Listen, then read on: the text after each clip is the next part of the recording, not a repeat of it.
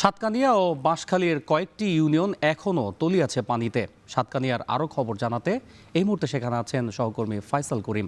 সরাসরি যুক্ত হচ্ছি তার সাথে। ফাইসাল, জানাবেন সাতকানিয়ায় পানি নামতে শুরু করেছে কিনা, আর ত্রাণ কার্যক্রমের আসলে কি অবস্থা, সবশেষ পরিস্থিতি সম্পর্কে জানাবেন।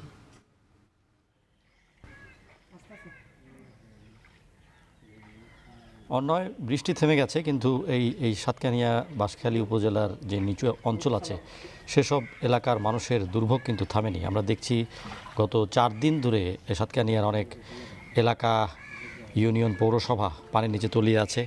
এবং আমরা আছি বর্তমানে তেমুহুনি এলাকায়। এখানে আমরা দেখছি এখনও মানুষ নৌকা দিয়ে চলাচল করছে।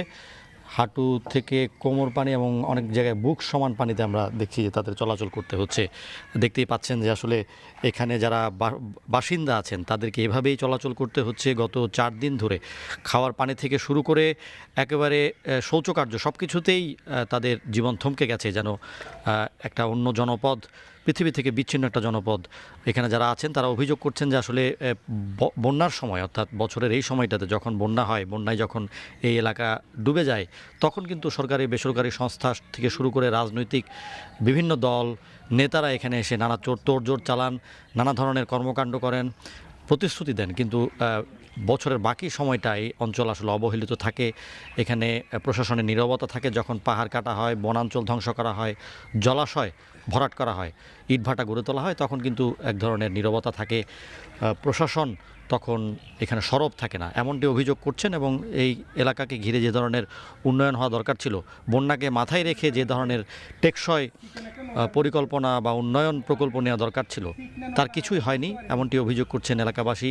প্রচুর ইটভাটা আছে এলাকায় এবং প্রচুর জলাশয় ধ্বংস করা হয়েছে, বনাঞ্চল ধ্বংস করা হয়েছে, যে কারণে পানি ধারণের জন্য যেই স্থানগুলো সেগুলো ফুরিয়ে গেছে। এবং তার ফলাফল হচ্ছে প্রতি বছর এই এলাকায় মানুষের অবর্ণনীয় দুর্ভোগ। আমরা পুরো চট্টগ্রাম বিভাগের যে তথ্য, সেই সর্বশেষ তথ্য অনুযায়ী বিভাগীয় প্রশাসনের অর্ধশতাধিক প্রাণহানি হয়েছে। প্রায় 40 লাখের মতো মানুষ পানিবন্দী এখনও।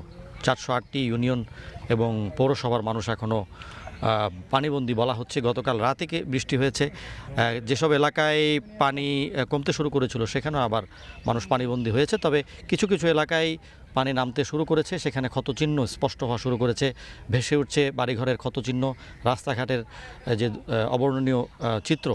তো এই এলাকার মানুষের যে দাবি, সেটা হচ্ছে এখানে যে উন্নয়ন বা এখানে যে প্রকল্পগুলো নেওয়া হয়েছে সেগুলো অপরিকল্পিত, এবং সেগুলো সারা বছরের বা দীর্ঘমেয়াদে যেই তাদের যে মুক্তি দেয়া বা বন্যা থেকে রেহাই দেওয়ার যে পরিকল্পনা, সেগুলোর প্রতিচ্ছবি এসবে নেই, যে কারণে আসলে তারা এই প্রতি বছরই এমন অবর্ণনীয় দুর্ভোগের মধ্যে তারা থাকেন।